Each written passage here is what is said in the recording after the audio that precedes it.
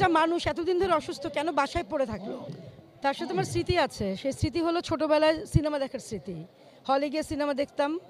একদম অশিক্ষিত থেকে শুরু করে দস্যু বনুর, বউরানী, প্রিয় বান্ধবী এরকম অজস্র ছবি দেখেছি। তারপরে যখন আমি বড় হলাম, আমি সিনেমা বানালাম, তিনি আমাকে জড়িয়ে ধরে আদর করে বললেন, এত সুন্দর সিনেমা। এবং প্রহেলিকার সময় তিনি অজস্রবার ফোন দিয়েছেন।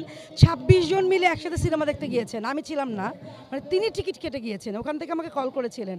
এটা একটা আমার জন্য একটা বড় ব্যাপার। আর আজকে এখানে এসেছি আমি, তিনি একজন রাষ্ট্রীয় পর্যায়ের শিল্পী অঞ্জনা রহমানের জন্য আজকে আমি এখানে এসেছি শেষ শ্রদ্ধা জানাতে। কারণ তার ব্যবহার, তার আচরণ, একজন শিল্পীর তাই হওয়া উচিত। কিন্তু আমার কাছে খুবই খারাপ লেগেছে, একটা মানুষ এতদিন ধরে অসুস্থ কেন বাসায় পড়ে থাকলো, কেন তাকে ঠিক টাইমে হসপিটালে নেওয়া হলো না।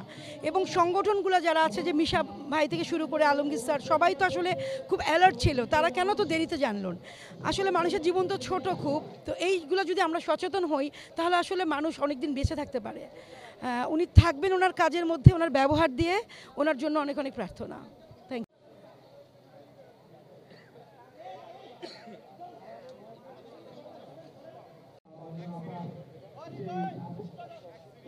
এই সমকাল ডাউন।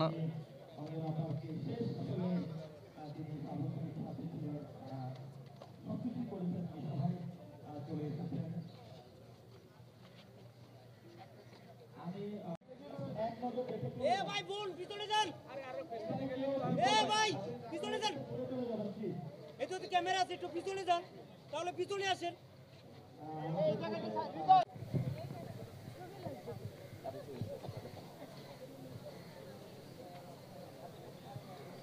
আবার এখানে যান কেন?